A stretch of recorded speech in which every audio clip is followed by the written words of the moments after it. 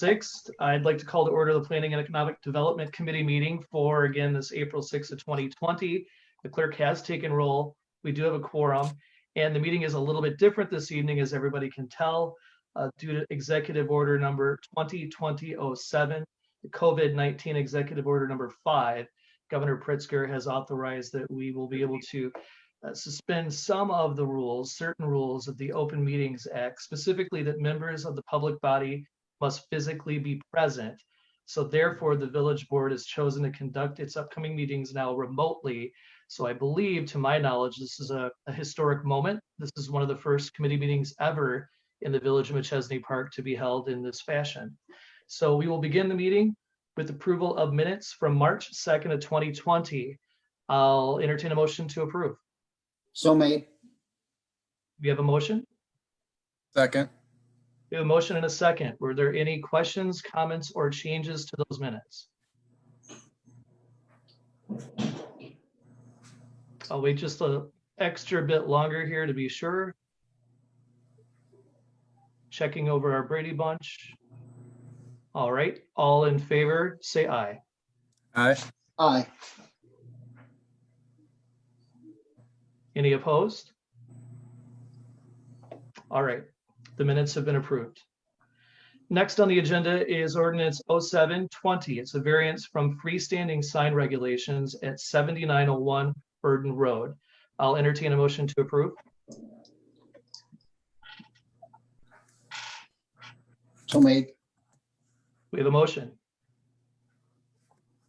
May we have a second?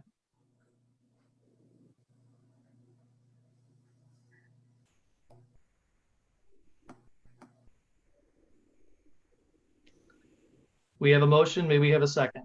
Trustee Wilson, Yes. there should be a way for you to allow the other committee members in. You do not have the other committee members present.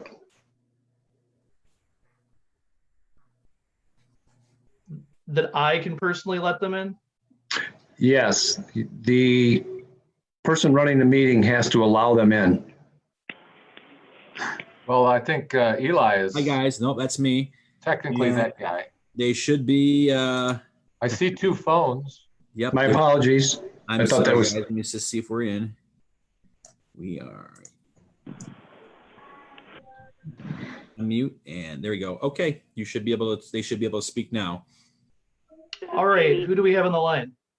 This is Jeannie. I'm here. Hi, Jeannie. And we have Ike. Okay, great. So the clerk So- will reflect that in the minutes. Yes.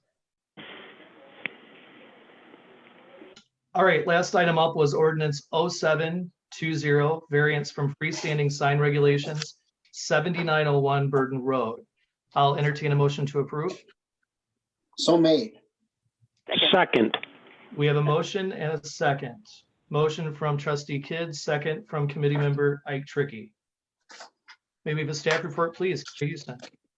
Yes, I'll give the staff report. This subject property on Burden Road is an event and banquet venue that's currently under construction. And the owner of this property, who will be operating the venue, desires to have a freestanding sign that does not conform with our industrial sign regulations. Specifically, it would not be a monument sign.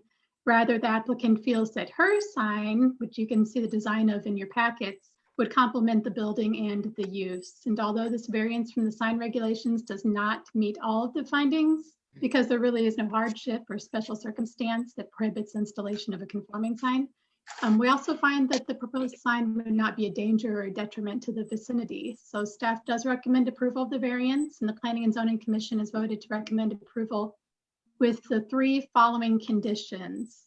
The condition that the sign must be surrounded by a landscape area, no less than 24.5 square feet in area. This landscaping shall include an assortment of plantings with mature plant heights that do not obstruct the sign. The street address number for the property must be displayed on the sign, and I'll add that those 2 conditions are already requirements in our code.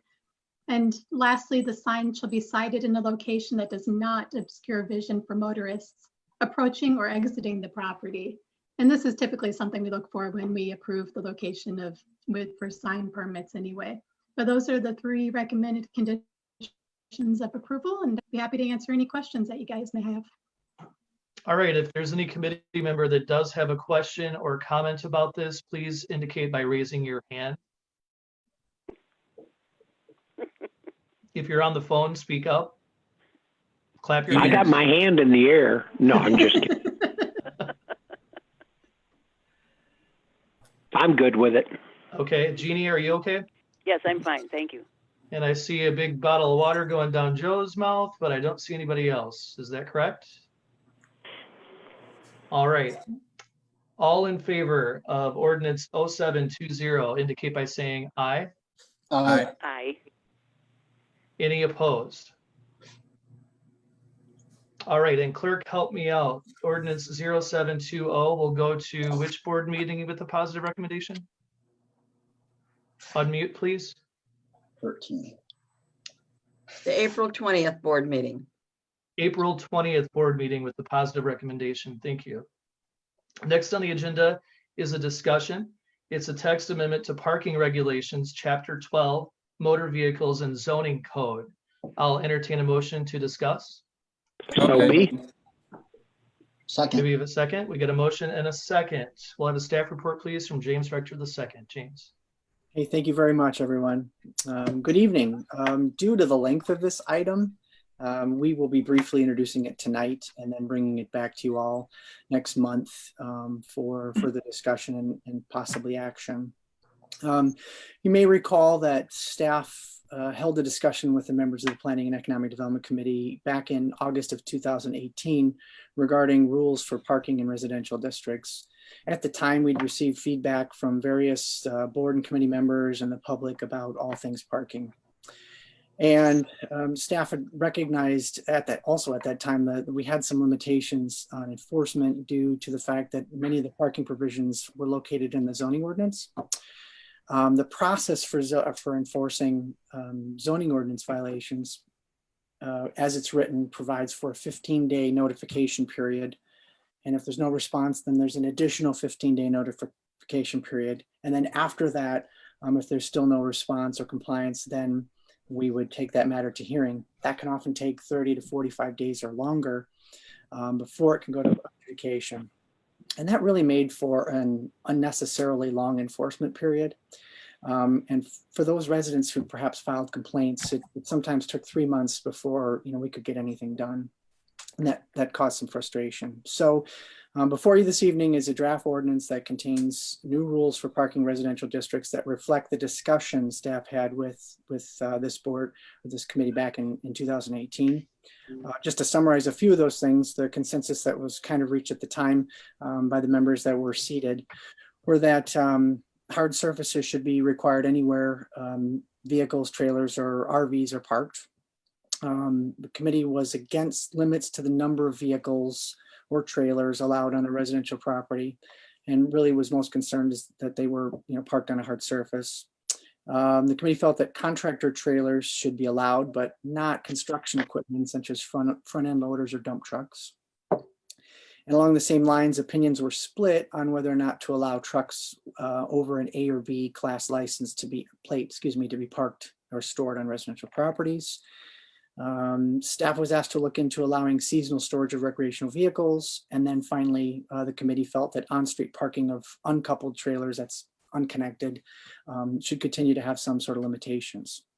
So after a whole bunch of research on the part of staff and Carrie and Zach Andrews and work with Attorney Green's office, we've kind of drafted a list of proposed amendments. I'll summarize those very briefly in the interest of time. And hopefully we'll have a couple minutes for questions. But so as we said, the parking rules would be relocated from the zoning ordinance to the motor vehicles chapter. This does not take away a resident's right to defend or claim or argue a situation. It just provides a faster turnaround time for compliance, and it really helps us to address repeat offenders more easily. As you know, getting a ticket usually seems to prompt a response from someone to fix a violation rather than let it sit. So that was kind of the intent of moving things over. The ordinance before you proposes that all motor vehicles, trailers, and recreational vehicles or equipment be parked on hard surfaces. There are several exceptions, and we can get into further detail at another time. The ordinance still encourages RVs to be parked in the side or rear yards, but now proposes a seasonal allowance on front yards on a hard surface from between Memorial Day and Labor Day only. From an enforcement standpoint, this helps staff greatly. The majority of the recreational vehicle ordinance correction notices we write are addressed by the time the property owner receives their letter in the mail, either because they've moved it, or they're traveling on vacation, or they return home for and are cleaning it out, and then the whole process starts all over again. So it's kind of an endless cycle. So the seasonal allowance would certainly help from an enforcement standpoint. RVs cannot block sidewalks, and we've added a proposed requirement to address the condition of dilapidated or unsightly RVs as well. As for trucks, we've proposed an amendment to reflect changes in that the state of Illinois has made in the creation of a Class C license plate. Trucks that are plated A and B account for the truck itself and its respective loads up to 8,000 pounds. Class C would now allow for gross weights up to 10,000 pounds. What does that mean in terms of what types of vehicles we're actually talking about? Class C plates actually work on the F-250 or the 2500s, those sorts of trucks that you actually regularly see in residential districts. And in the past, they were given D plates and technically not allowed in districts or in residential districts. So the Class B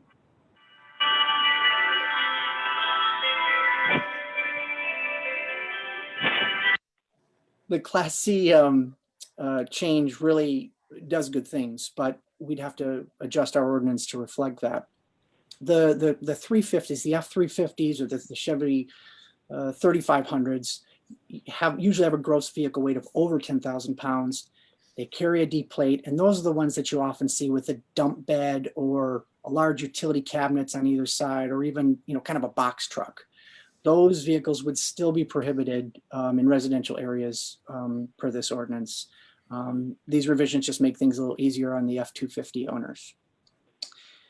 Almost done. The new regulations are proposed for boats, and particularly adding a 25-foot length limitation. This addresses situations where residents have tried to squeeze the equivalent of a yacht on a 50-foot wide lot.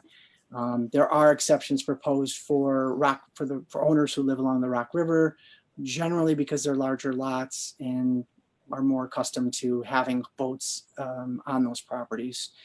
We rarely receive complaints from property owners along the river.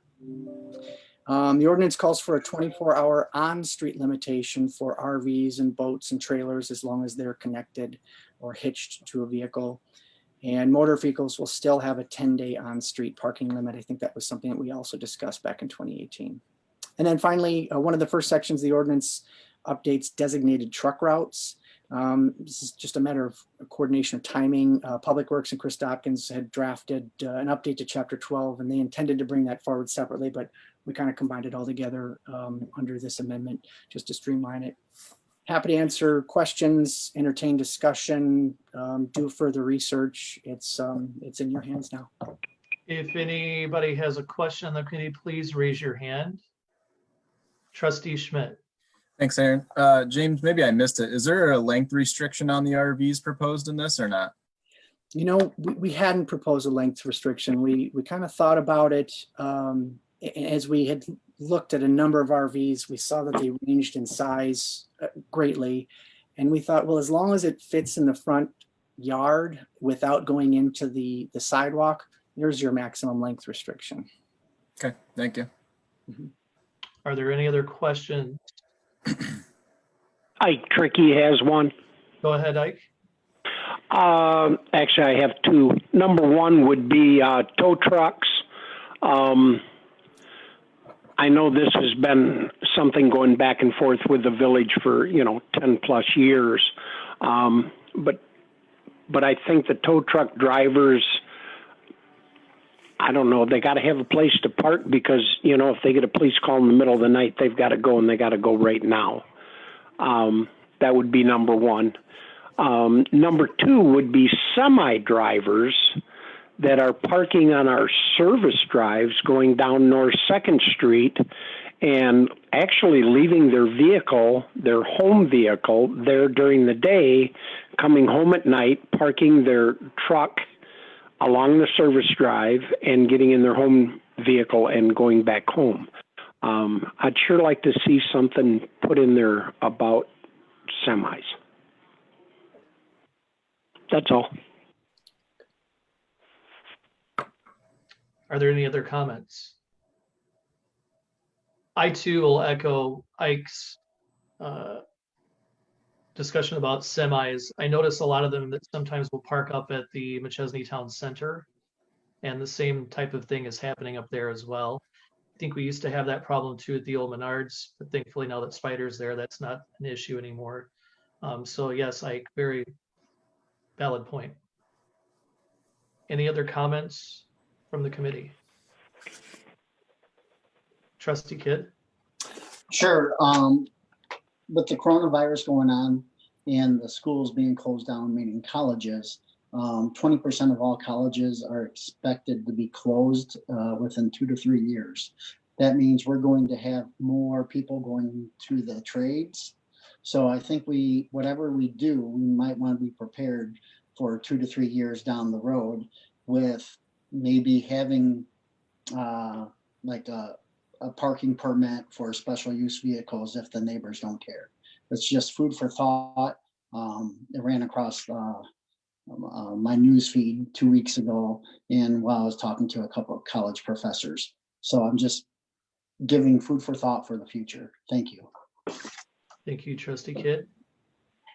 Any other comments, questions from the committee? All right, if there are none, we will continue this discussion coming up at the April 20th board meeting with more questions and comments for Mr. Richter and Carrie. Next on the agenda is reports. Yes, Clerk Is Mitchell. that going to April 20th or is it coming back to PED next month? And next month. It's PED next month? Okay. So then that will go on to Planning and Economic Development Committee next month with hopefully better dialogue and a easier way for us all to communicate about it. Thank you for that clarification. I was hoping that it was going back to our committee before board. Thank you. Yes, thank you, Clerk Mitchell. Next on the agenda, reports. Anything under reports this evening?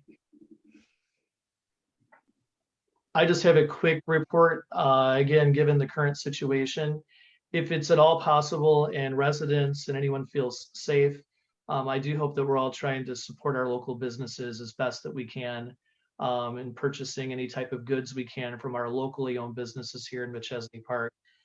They desperately need us right now. So again, if any villagers are watching, any of the committee members, please remember, and I know a lot of you already have, let's continue to support our local businesses during this time.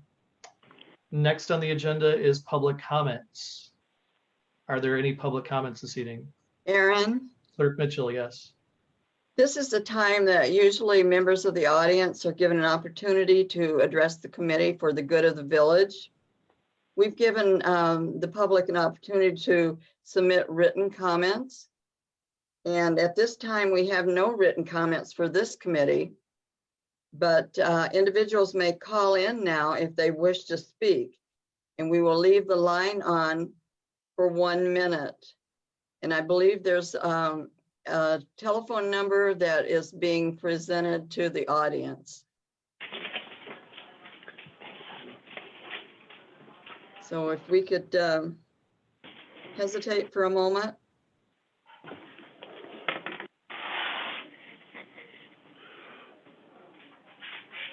So does that mean we party for 1 minute or? Just one. I would like to echo what Aaron said. I hope everybody does support all of our local businesses. They really, really need it.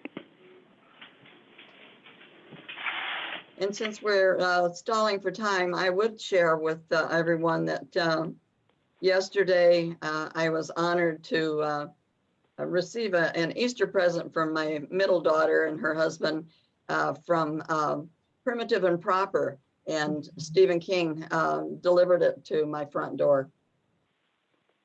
That's So, cool. businesses are really working to help the residents as well. When I hear Ike and Jeannie, it harkens me back to when I had a radio talk show. Caller, you're on the line. I think it's probably been a minute, so we'll assume that we have no one to address the committee. All right, with So no you can go public ahead with comment your meeting, then, Aaron. with no public comment then, we'll move to adjourn. I'll entertain a motion to adjourn. So So be. made. Second. We have a motion and a second. All in favor to adjourn indicate by saying aye. Aye. Aye. Aye. Any opposed? All right, the Planning and Economic Development Committee meeting is now done.